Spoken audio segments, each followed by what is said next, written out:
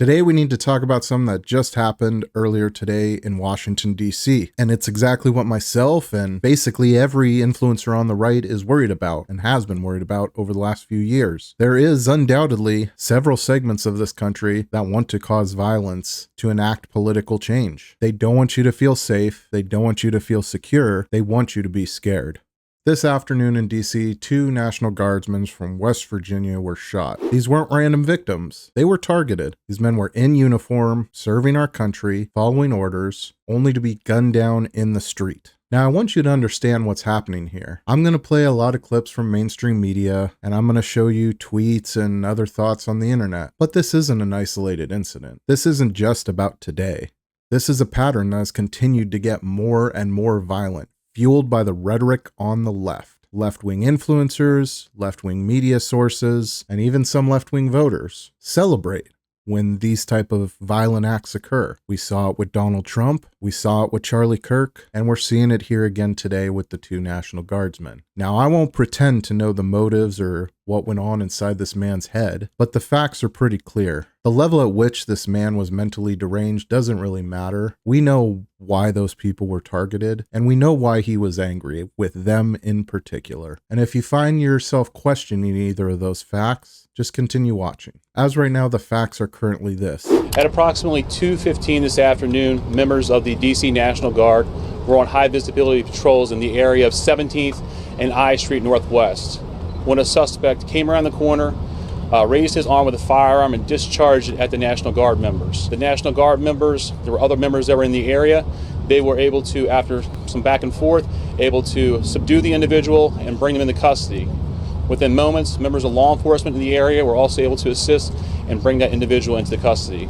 At this time, as the director mentioned, the National Guard members are being treated at a local hospital. The suspect in this case was also transported for treatment at a local hospital. We know this wasn't a robbery or anything like that. 2 National Guardsmen serving their country were shot in the streets of DC. 1 male and 1 female were rushed to the hospital, and there was some misinformation that had come out that they had passed away, but in fact they're in critical condition and still being treated. The suspect has now been identified by the FBI as a 29-year-old that I won't even try and pronounce his name. He came to this country as an Afghan refugee under the Biden administration after the failed withdrawal from Afghanistan. What really gets me about this story is that these are National Guardsmen. Not only did they sign up to serve, they signed up to serve knowing that they could be deployed if any wars broke out, knowing that they might have to go overseas and see combat. But they didn't have to do any of that, and they were still shot in the streets of America for wearing their uniform and doing their job. So let's dive into this story a little further.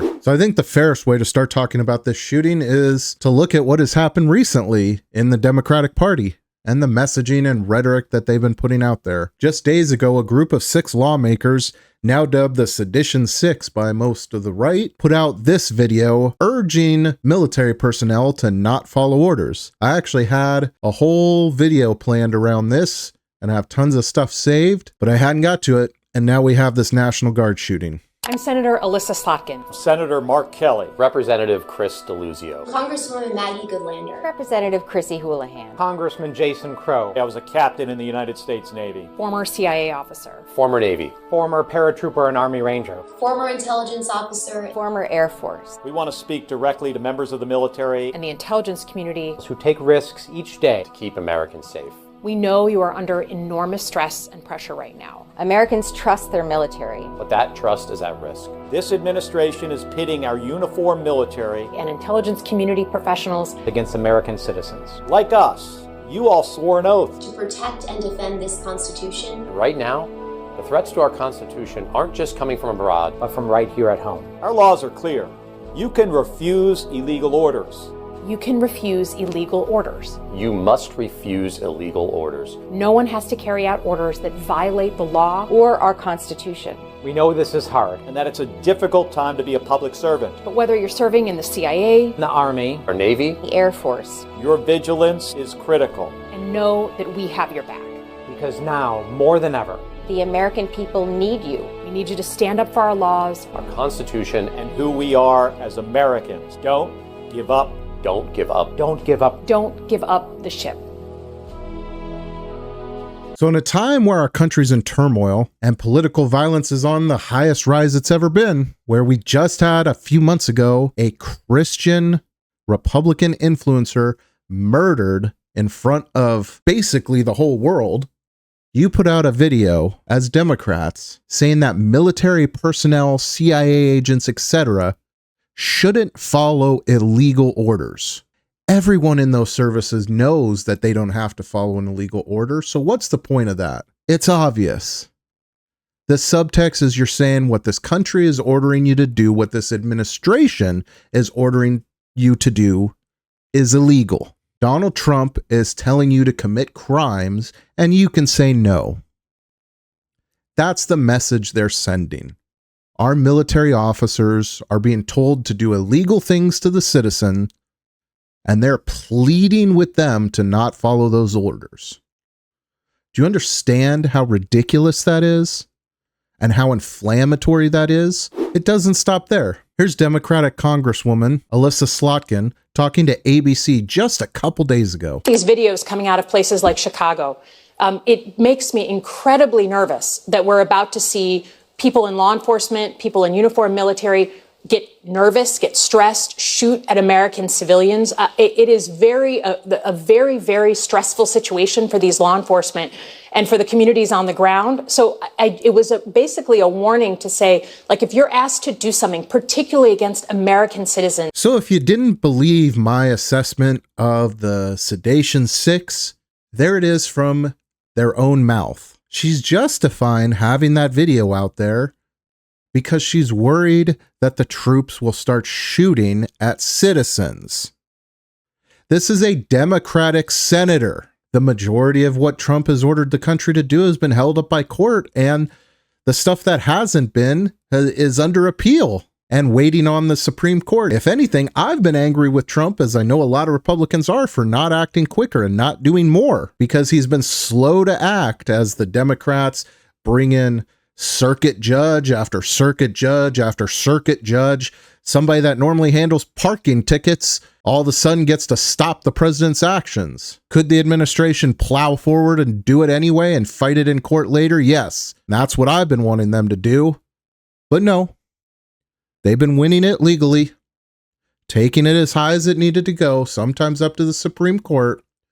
And if the courts want them to adjust the methods, they adjust them. But you have the Democratic elected officials all over national television this week saying that the National Guard and the military is going to start shooting citizens. And now a citizen starts to shoot the National Guard. If you don't think those two things are related, you need to wake the hell up. Here's your shooter as we discussed at the beginning. I won't pretend to pronounce the name, but it's highlighted on your screen. He's an Afghan refugee brought in 2021 under the Biden administration. But wait, didn't we vet all those people? Let's see what Biden's press secretary had to say during that.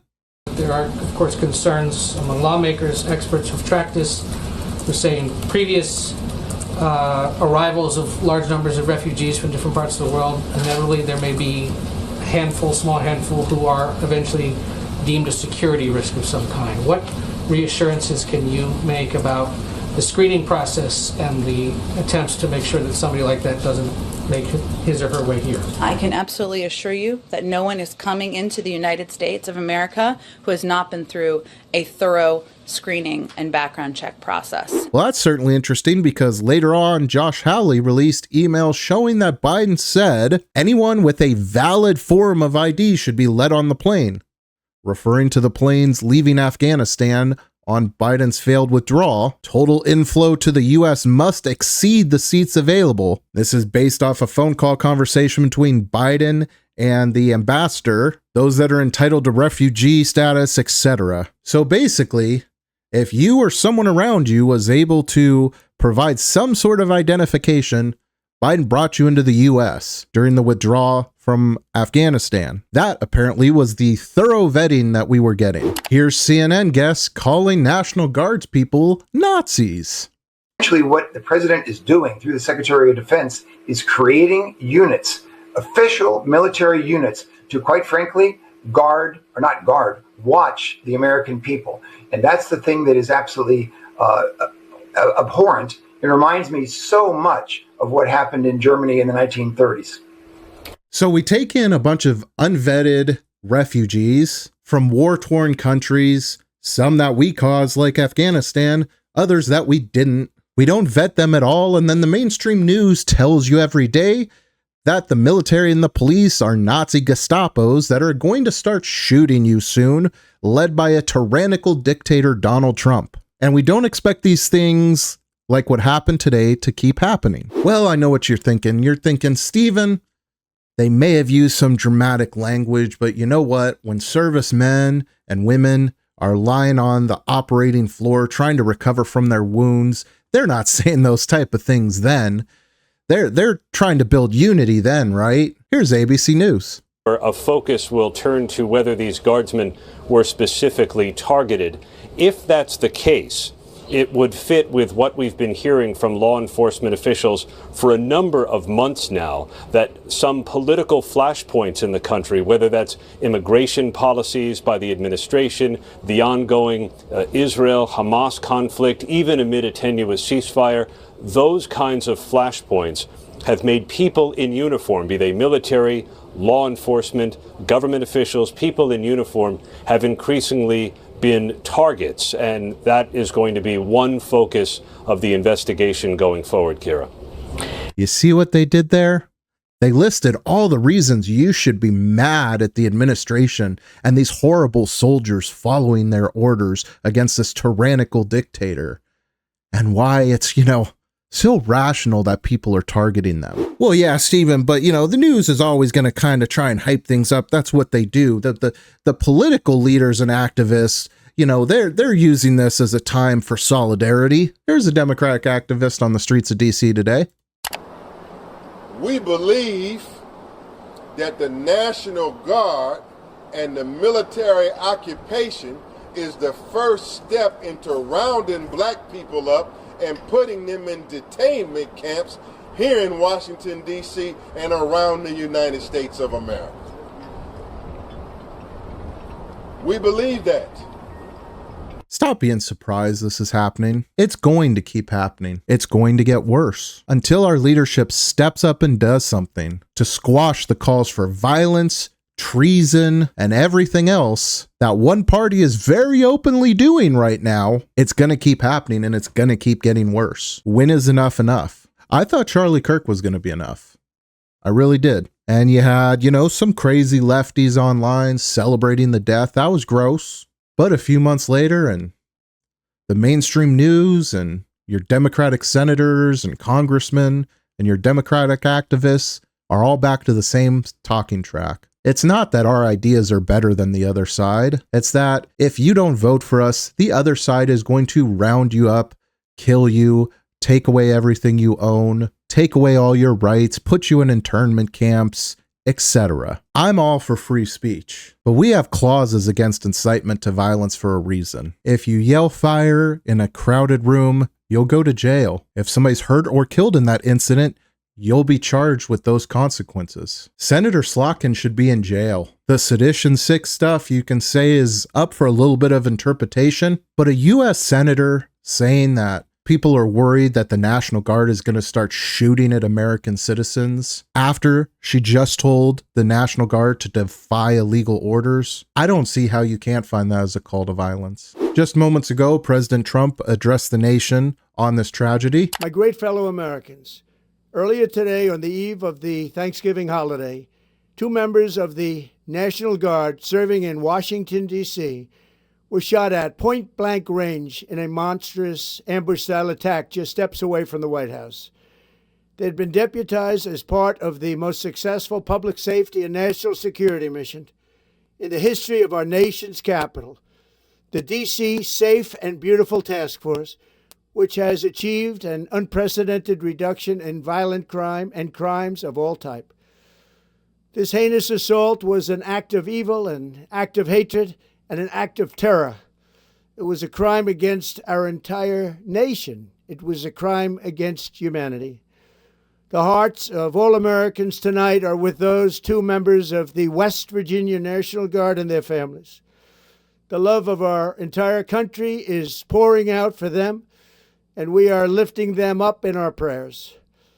As we are filled with anguish and grief for those who were shot, we're also filled with righteous anger and ferocious resolve. As President of the United States, I am determined to ensure that the animal who perpetrated this atrocity pays the steepest possible price. I can report tonight that based on the best available information, the Department of Homeland Security is confident that the suspect in custody is a foreigner who entered our country from Afghanistan, a hellhole on earth. He was flown in by the Biden administration in September 2021 on those infamous flights that everybody was talking about. Nobody knew who was coming in. Nobody knew anything about it. His status was extended under legislation signed by President Biden, a disastrous president, the worst in the history of our country. This attack underscores the single greatest national security threat facing our nation. The last administration let in 20 million unknown and unvetted foreigners from all over the world, from places that you don't want to even know about. No country can tolerate such a risk to our very survival. An example is Minnesota, where hundreds of thousands of Somalians are ripping off our country and ripping apart that once great state. Billions of dollars are lost, and gangs of Somalians come from a country that doesn't even have a government, no laws, no water, no military, no nothing. As their representatives in our country preach to us about our Constitution and how our country is no good. We're not going to put up with these kind of assaults on law and order by people who shouldn't even be in our country. We must now re-examine every single alien who has entered our country from Afghanistan under Biden, and we must take all necessary measures to ensure the removal of any alien from any country who does not belong here or add benefit to our country. If they can't love our country, we don't want them. America will never bend and never yield in the face of terror. And at the same time, we will not be deterred from the mission these service members were so nobly fulfilling. That is why tonight I can announce that I have directed the Department of War to mobilize an additional 500 troops to help protect our capital city. We will make America totally safe again, and we will bring the perpetrator of this barbaric attack to swift and certain justice if the bullets going in the opposite direction haven't already done that. During this time of the year, when we gather at home with loved ones, these two patriots were wearing the uniform of our country, patrolling the streets of our capital. They had taken a selfless oath to defend our nation against all enemies, foreign and domestic, and that is exactly what they were doing when they were gunned down in a savage attack. I want to express my extraordinary gratitude to every member of the United States military who is deployed tonight at home and abroad. I also want to thank the Secret Service and the D.C. Metropolitan Police Department for their work today. This Thanksgiving, I ask every family to say a prayer for the two great heroes who were so horribly shot, and for their loved ones. Please say a prayer. May God bless them and comfort them, and may God bless and protect the United States of America. Thank you and good night. So there you have it. President Trump confirming they do have the correct man and asking for prayers for the two National Guardsmen shot. The Democrats and the left-wing media are using propaganda threats of violence against them to justify actual acts of violence against you. It needs to stop. I think Senator Slotkin would be a great start, but I'll leave you guys with this. Romans 16:17.